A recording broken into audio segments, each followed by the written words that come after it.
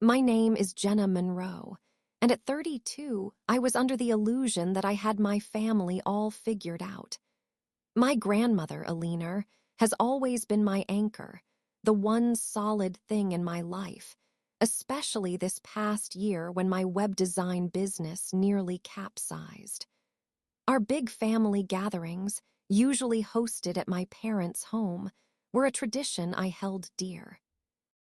But even with the quiet tension that always hummed just beneath the surface, a feeling that clung to us like a second skin, none of us could have seen the storm that was coming.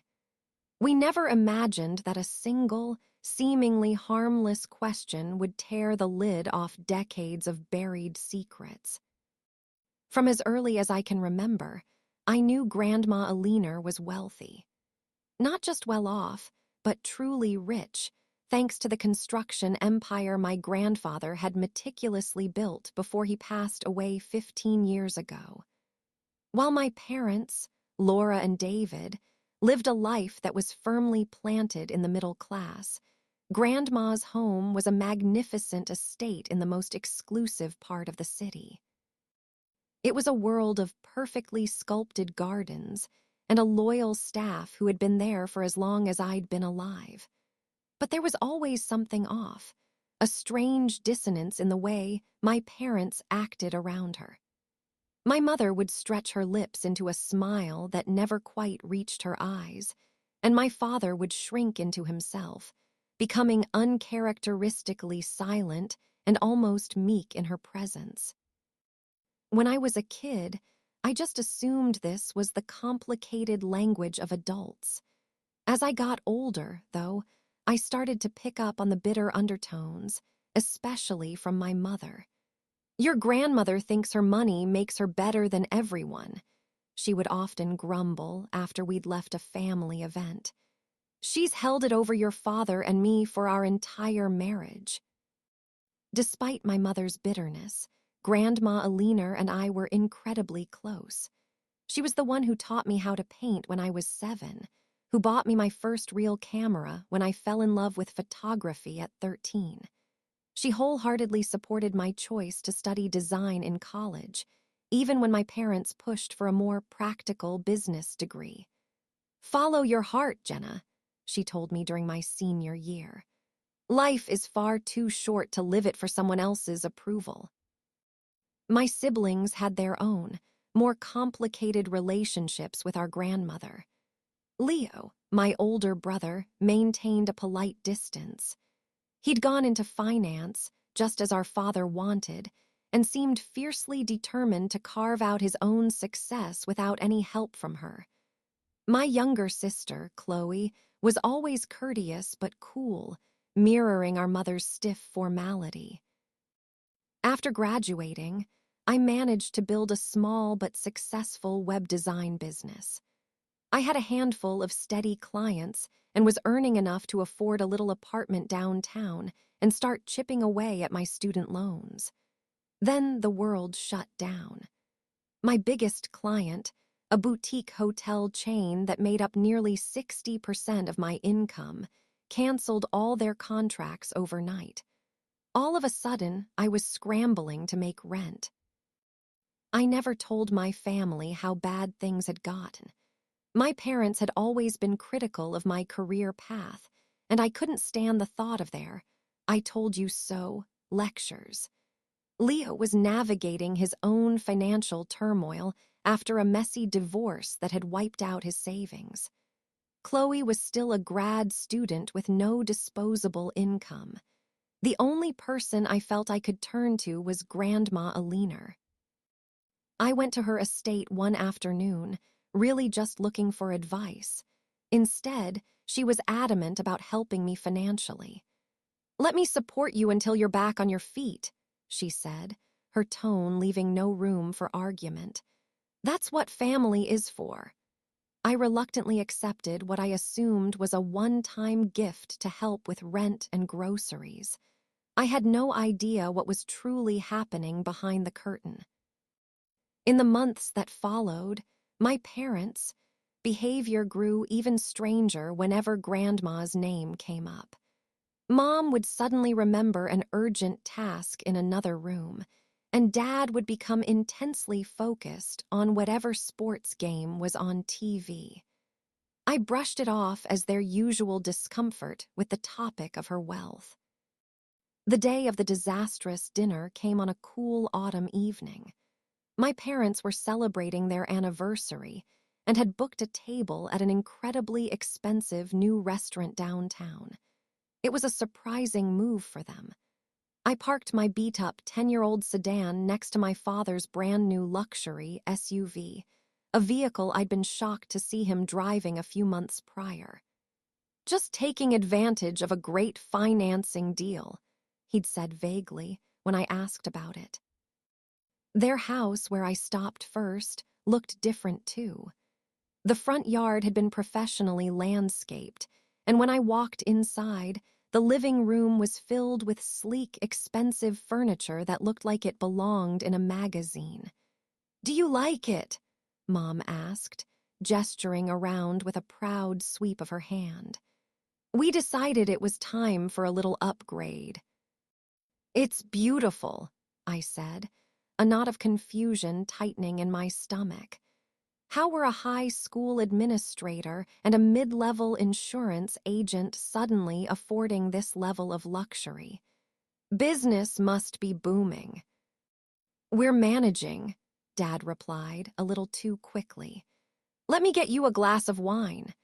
As I sipped the pricey Merlot he poured, I noticed more changes. The kitchen had been completely redone with marble countertops and high-end appliances that gleamed under new recessed lighting. My parents were coupon clippers, people who bought generic brands. This sudden opulence just didn't make sense. Leo arrived next, making a beeline for the liquor cabinet and pouring a heavy-handed scotch. He'd been drinking more since the divorce, but tonight he seemed especially determined to numb himself. "Tough day at the office," I ventured. "Something like that," he mumbled, refusing to meet my eyes. "Is Grandma here yet?" Chloe was the last to arrive before our grandmother, rushing in with her face buried in her phone. She barely glanced up as she offered a distracted hello, her thumbs a blur across the screen. "Everything okay?" I asked. "Fine, just school stuff," she said dismissively, even though I knew her master's program was on a semester break. She, too, seemed on edge, like she was bracing for impact. The air in the house was thick with unspoken words. Mom kept fussing in the kitchen. Dad was repeatedly adjusting the perfect throw pillows. Leo was on his second drink, and Chloe wouldn't put down her phone. Something was deeply wrong, and I had a sinking feeling I was about to find out what it was. At exactly 6:00, the doorbell chimed. Grandma Aliner was, if nothing else, punctual. Dad scurried to the door while Mom hissed last-minute orders. "Everyone smile, best behavior, not a word about the renovations." Grandma made her entrance like a queen, looking timelessly elegant in a tailored silk blouse and her trademark pearls. At 78, her posture was perfect, and she radiated the kind of quiet confidence that comes from decades of navigating boardrooms and social minefields. "Laura," she nodded coolly to my mother. "David," she said, a fraction warmer to my father. Then her face broke into a genuine smile when she saw me. "Jenna, darling." She pulled me into a warm hug, and her familiar scent of Chanel No. 5 was like a comforting memory. I saw my mother's shoulders tense at the display of affection. "Leo, you're looking thin. Are you eating enough?" Grandma asked, patting his cheek. Leo, already on his third scotch, managed a tight smile. "Working hard, Grandma," he said, the ice rattling in his glass. "Chloe, put that phone away and greet your grandmother properly," Mom snapped. Chloe hastily shoved the device into her purse, forcing a practiced smile. Sorry, Grandma, big project deadline. Grandma raised a perfectly sculpted eyebrow. I knew instantly that she saw right through the lie. Nothing ever got past Eleanor Monroe. At the restaurant, Mom's anxiety was palpable. The table was a lavish spread of prime rib, truffle risotto, and expensive wine bottles. You've gone to a lot of trouble, Laura, Grandma noted, her eyes sweeping over the scene. Just wanted to make it nice, Mom replied, her smile strained. Family is everything after all. We settled into our seats, Dad at one end of the table and Grandma at the other, a perfect physical map of the power dynamic that had governed our family for as long as I could remember. The conversation was stilted, a dance around safe topics like local news and the weather. But the tension kept building, a low hum that grew louder with every passing minute. The house looks wonderful, Laura, Grandma remarked casually as she delicately cut a piece of steak. The new furniture is lovely. Just a few new things, Mom answered quickly. Nothing special. And David, that's a new SUV in the driveway, isn't it? Dad nearly choked on his wine. Great deal, end-of-year sale. Grandma nodded slowly, her expression unreadable. She turned her laser focus on each of us. She asked Leo about a promotion, Chloe about her grades, and my parents about the cost of their renovations. With each question, they grew more visibly uncomfortable. Then she turned to me. Jenna, she said suddenly, how is the business recovering? Are you finding new clients? Before I could form a response, Mom jumped in. Jenna's doing just fine, Eleanor. She doesn't need to talk about work at dinner. Grandma's eyes narrowed. I was asking Jenna, Laura. It's been a challenge, I admitted, but I'm starting to rebuild my client base. I'm hoping to be back on track by the next quarter. That's my girl, Grandma smiled, a genuine, proud smile. Persistence is a Monroe family trait, at least for some of us. I saw my mother's knuckles turn white as she gripped her fork. By the time dessert arrived, an elaborate chocolate lava cake, the tension in the room was a physical presence. Something was about to snap. As the waiter served the cake, Grandma dabbed her lips with a napkin and fixed her gaze on me. The table had fallen silent, and into that dangerous quiet, she spoke the words that would detonate our lives. Jenna, darling, I've been meaning to ask, she said, her voice light but her eyes sharp as glass. Is the $5,000 I've been sending you every month enough? Your mother told me how much you were struggling, and if you need more while you rebuild, you only have to ask. The spoon full of cake froze halfway to my lips. I blinked, sure I had misheard her. What money? The silence that followed was absolute, a crushing weight. Every head at the table turned to my parents. The color drained from their faces so fast it was like watching a film in reverse. Mom's mouth opened and closed, but no sound came out. Dad became intensely fascinated by the pattern on his dessert plate. What money, Grandma? I repeated, my voice stronger this time, my eyes darting between her and my ashen-faced parents. Grandma's gaze never left my mother. Her expression had hardened into something like granite. Laura, perhaps you'd care to explain why Jenna has no idea about the monthly support I've been providing since she lost her big client.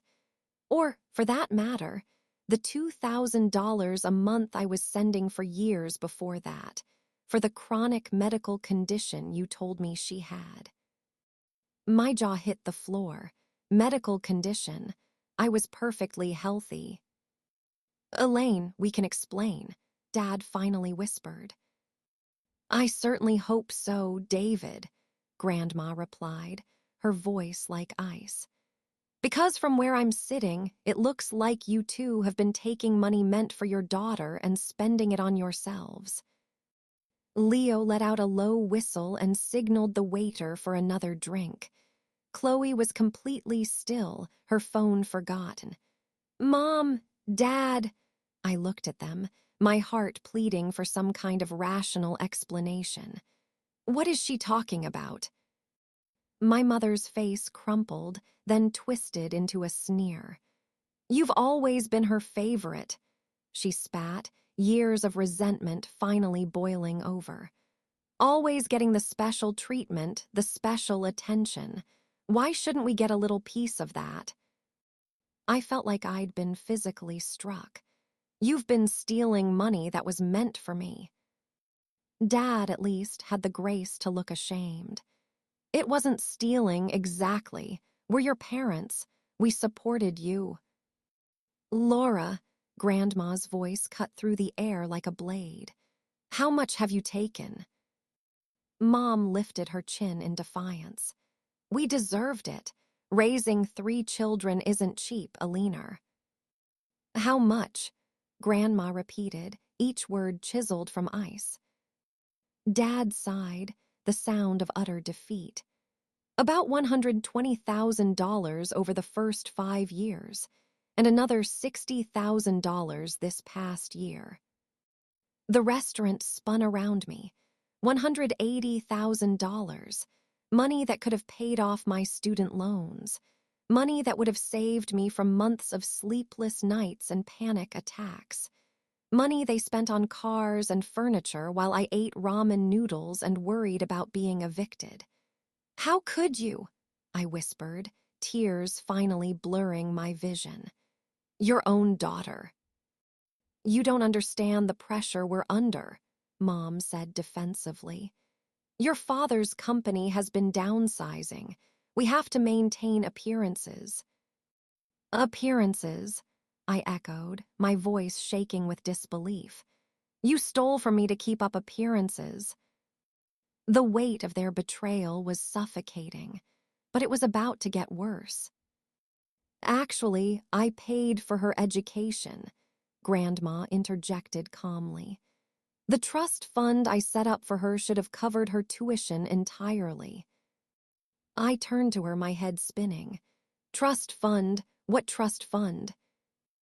A look of grim realization crossed Grandma's face. You never told them about the education trusts either, did you, Laura? What my mother meant, Grandma explained, was that she had established substantial trusts for each of her grandchildren to cover all higher education expenses.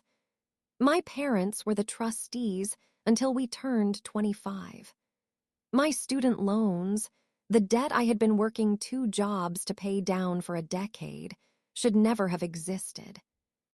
Where did that money go? I managed to ask. We had some investments that didn't work out, Dad mumbled, unable to meet my gaze.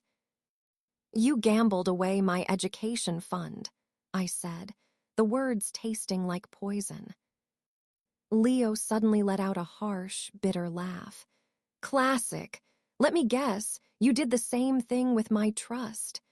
The guilty silence from our parents was all the confirmation he needed. You have got to be kidding me, he seethed. I've been killing myself in that soul-crushing job to pay off loans I never should have had. Chloe, who had been pale and silent, finally spoke. What about my trust? Is that gone too? We were going to replace it, Dad said weakly. We had a plan. The plan, I shot back, was your plan to just keep stealing from Grandma forever. We did not steal. Mom slammed her hand on the table, making the glasses jump. Everything we did was for this family. You stole my education, then you stole the money meant to help me survive, And you spent it on marble countertops, I said, my voice dangerously quiet. What part of that was for me? The facade finally shattered. My mother burst into tears, but they weren't tears of remorse. They were tears of pure frustration at being caught.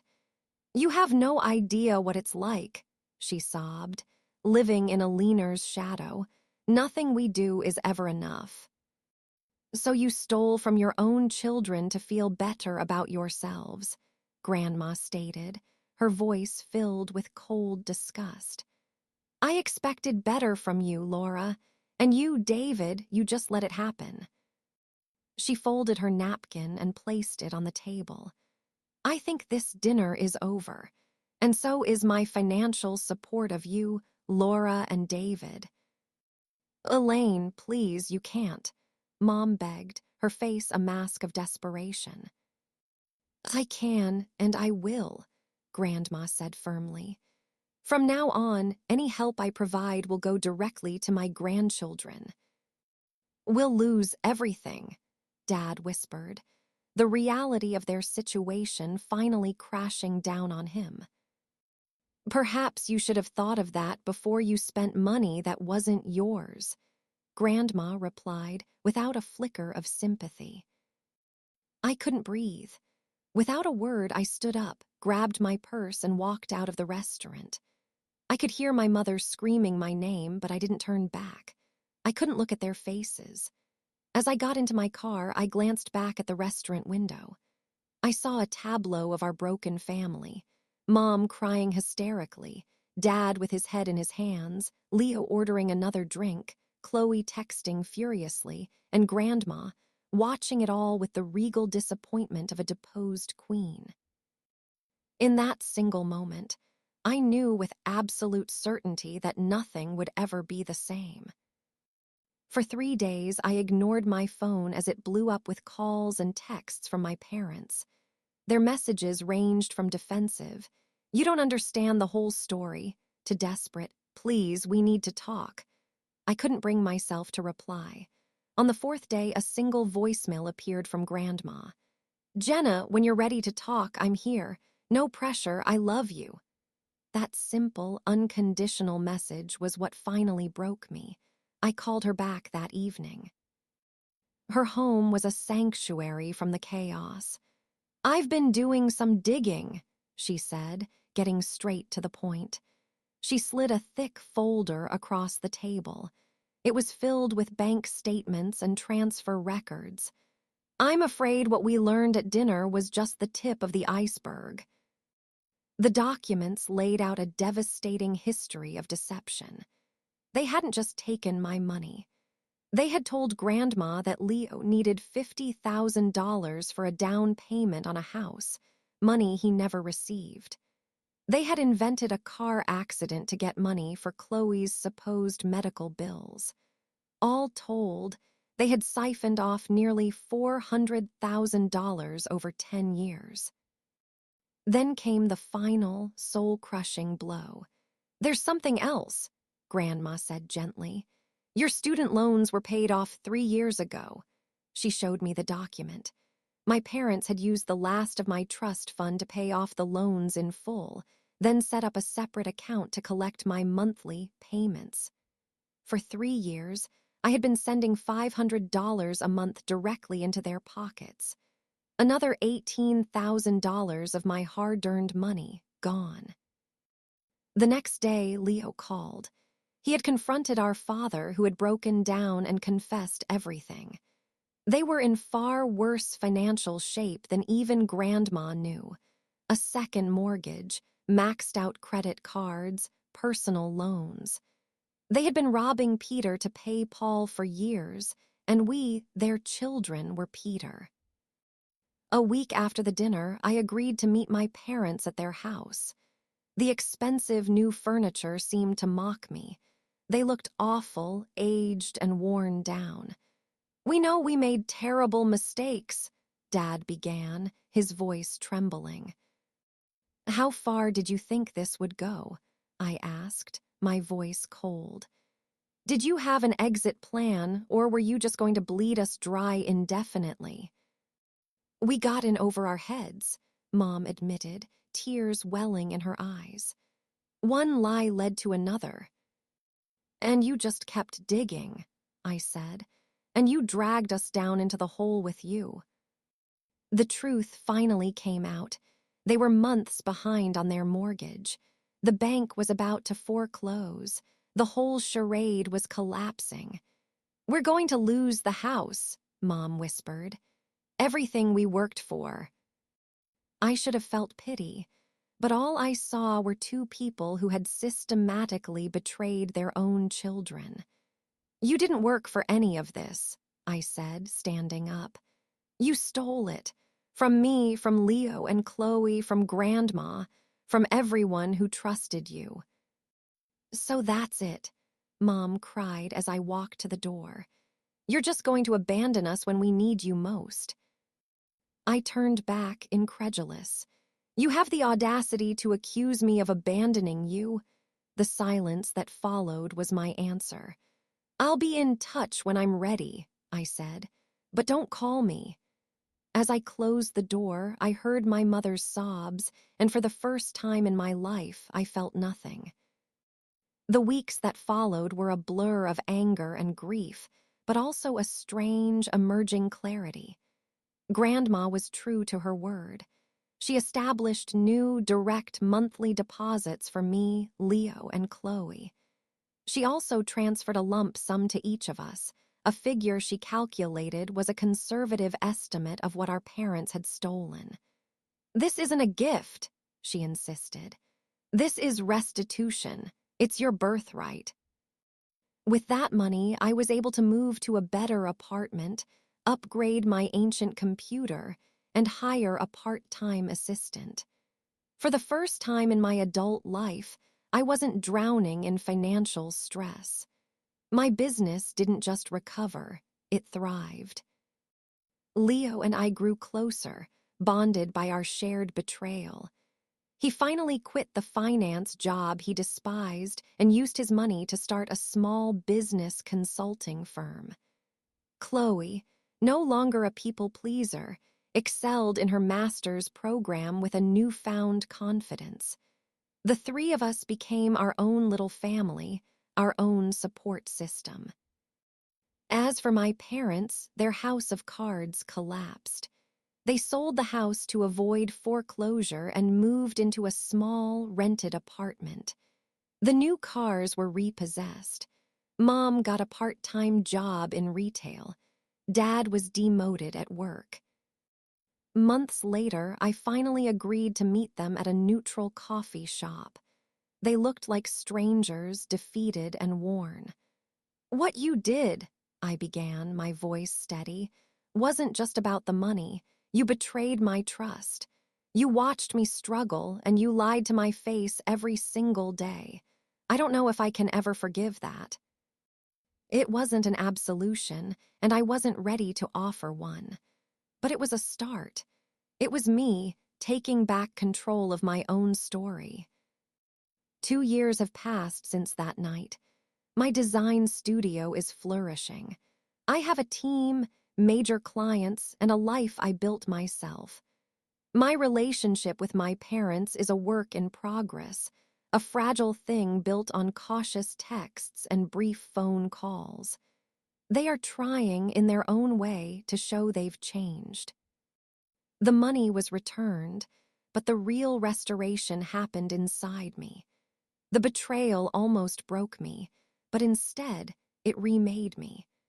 I learned that family isn't just about blood. It's about trust, respect, and authentic love. I learned that my own worth isn't tied to anyone's approval.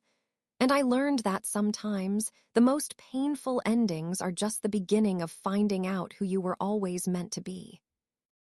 I wonder if anyone else has ever been blindsided by a betrayal from the people you trusted most.